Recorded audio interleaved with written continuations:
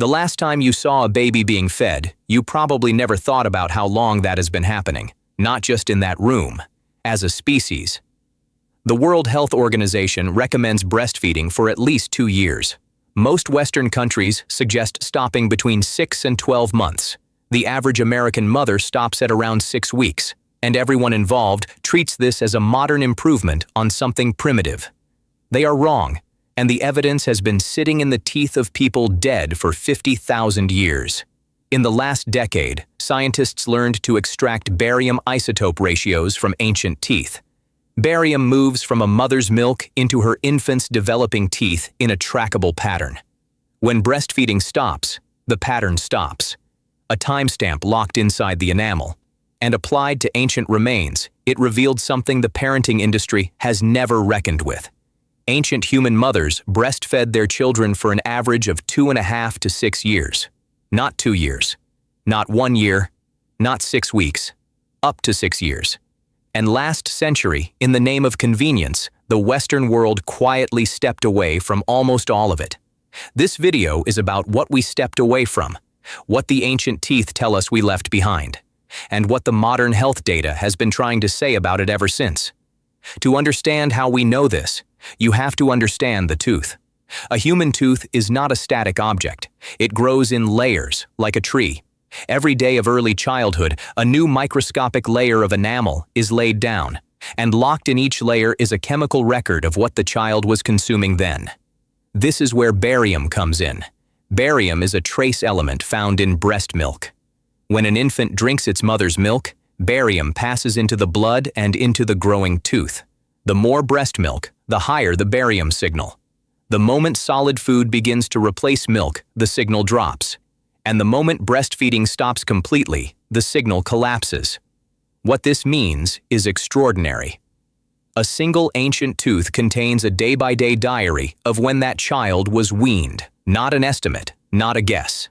A chemical timeline preserved for tens of thousands of years.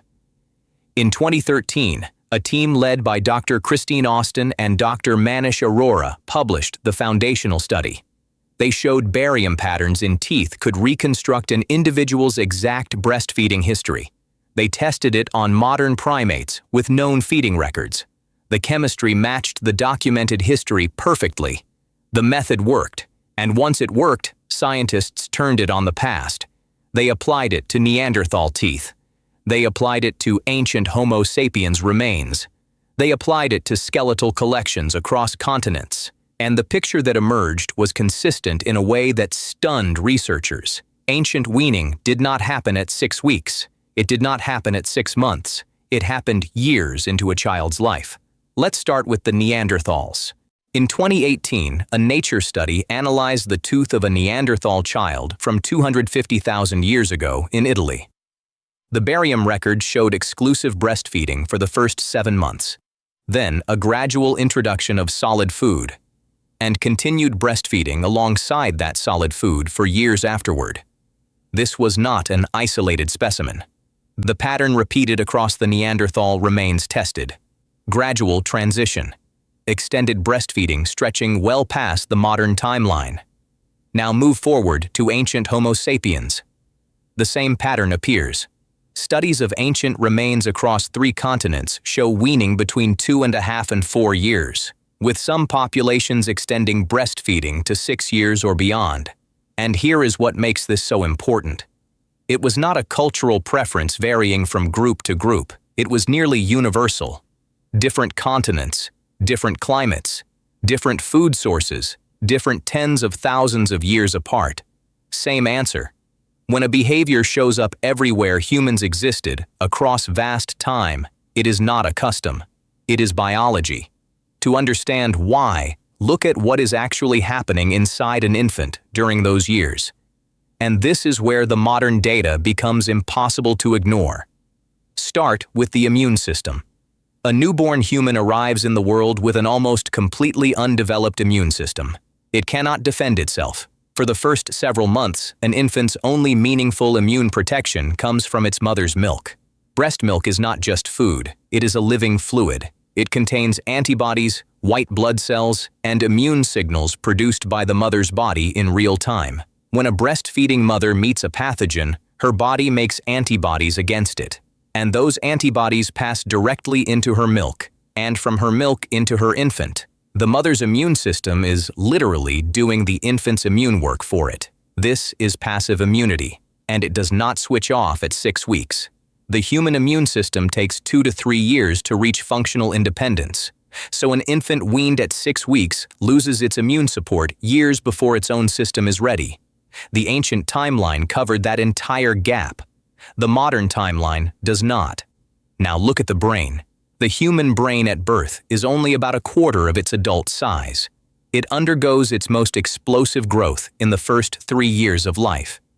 During this window, the brain builds neural connections at a rate of roughly 1,000,000 per second, and the raw materials for that construction come substantially from breast milk.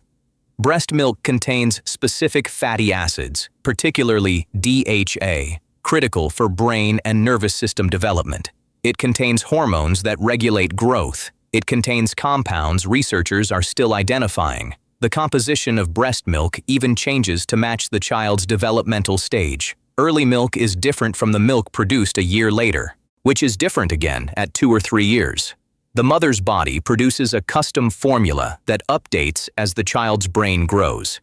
No manufactured product on Earth can replicate this, and the ancient timeline gave the brain access to it for the entire critical window. Then there is the gut, and this may be the most underappreciated part of the entire story. Every human being carries a vast community of bacteria in their digestive system. This community is the gut microbiome, and it does far more than digest food. It trains the immune system, it regulates inflammation, it influences metabolism, mood, and disease risk for the rest of a person's life. And the foundation of this microbiome is laid down in the first years of life. Breast milk plays a central role in seeding and shaping it. It contains compounds called human milk oligosaccharides. These compounds are remarkable for one reason. The infant cannot digest them at all. They are not food for the baby. They are food for the bacteria. The mother's body produces nutrients specifically to feed the beneficial microbes in her infant's gut over a window of years. And when that window is cut short, the microbiome is shaped differently. Modern research increasingly links early microbiome disruption to later life conditions. Allergies, asthma, autoimmune disorders, certain metabolic conditions. The correlations are still being studied, and the science is careful and ongoing, but the pattern is consistent enough that researchers are paying close attention. The ancient timeline kept the gut shaping running for years. The modern timeline, in much of the developed world, cuts it short. So why did we step away from it? The answer is not that ancient humans were simply unable to do anything else. The answer is more complicated and more recent than that. For most of human history, extended breastfeeding was the only option. There was no formula. There was no safe alternative milk for an infant. A child who was not breastfed did not survive. So biology and necessity were perfectly aligned for 300,000 years. Then agriculture arrived, roughly 10,000 years ago, and with it came animal milk. For the first time, there was an alternative. Weaning ages began to drop in some settled farming populations, because earlier weaning meant a mother could become pregnant again sooner, and a farming society that needed labor wanted more children faster. The biology had not changed, but the incentives had. Even after agriculture, breastfeeding for 2 or 3 years remained common worldwide. The dramatic collapse is much more recent than that. It happened in roughly the last 150 years. In the late 1800s and early 1900s, commercial infant formula was invented and aggressively marketed. It was sold as modern, scientific, an improvement over the old way. Hospitals adopted it, doctors recommended it, and in many Western countries, breastfeeding rates fell to historic lows within a few generations. The marketing was extraordinarily effective. In some communities, breastfeeding came to be seen as old-fashioned or as something only the poor did. An entire ancient biological process was rebranded as backward in the span of a single century. The pendulum has begun to swing back. Modern medical organizations now actively encourage breastfeeding again.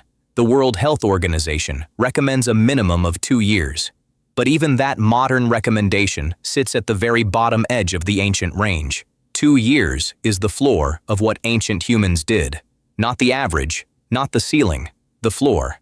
And most of the modern developed world does not even reach that floor.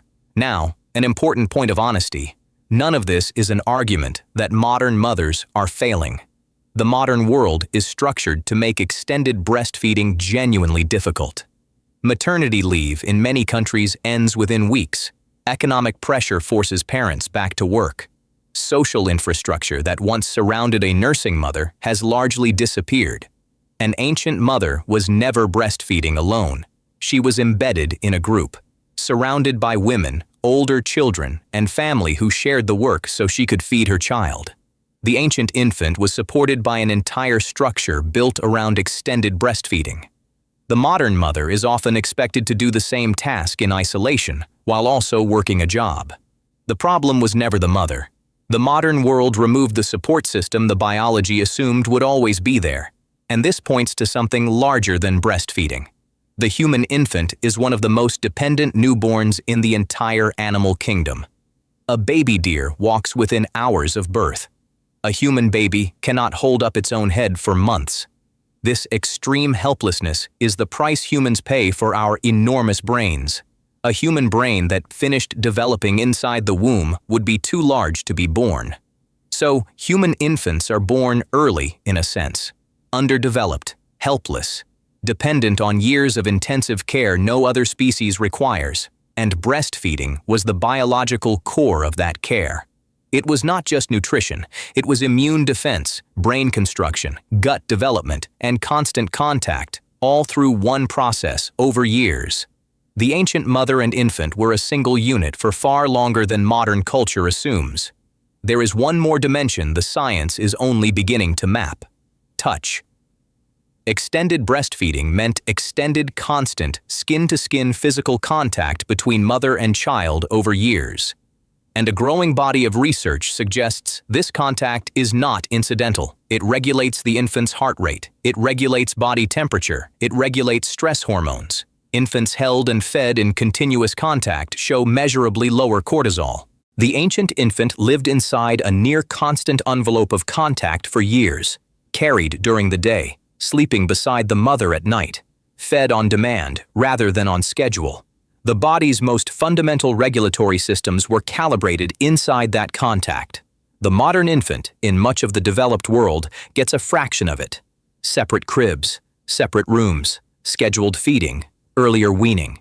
We have run an enormous, uncontrolled experiment on the human infant over the last century, and we are only now reading the results. So, what does all this tell us? It does not tell us that every mother must breastfeed for 6 years. The modern world is not the ancient world and cannot simply be rewound. What it tells us is that the ancient timeline was not primitive. It was precise. It was 300,000 years of calibrating what an infant needs and for how long. And when we abandoned it, we did not abandon something outdated. We abandoned something we did not fully understand. The teeth of ancient children now tell us, with chemical precision, what that was. A 2 to 6 year window of immune support, brain construction, gut development, and constant regulating contact. A window the modern world compressed in many cases into weeks. The ancient evidence is not a judgment. It is information. Information that was invisible until we learned to read it inside a fossilized tooth. And now that we can read it, the question it raises is uncomfortable. How many conditions of modern childhood health were shaped by breaking a timeline we did not know we were breaking? Researchers are working on that question right now. The answers are not all in, but the direction the evidence points is consistent enough to deserve attention. The next time you see an infant fed, you will know something most people do not: that the act you are watching connects that child to a chain stretching back 300,000 years. To Neanderthal mothers in Ice Age Europe, to the first Homo sapiens in Africa, to every mother who ever fed a child, in a line never once broken, down to this moment. The chain was never about convenience. It was about survival, and it ran on a timeline our bodies still remember, even when our culture has forgotten. The ancient humans did not have more information than we do. They had less, But they had something we traded away, a way of raising children aligned, instinctively and completely, with what the human body was built for. We are the ones with the science now. We are the ones who can read the barium in the teeth and map the infant brain. And our science increasingly confirms that the ancient mothers, with none of our knowledge, were doing it right. The teeth do not lie. They were preserved for 50,000 years to tell us one thing. The way we raise our children was never supposed to be this short.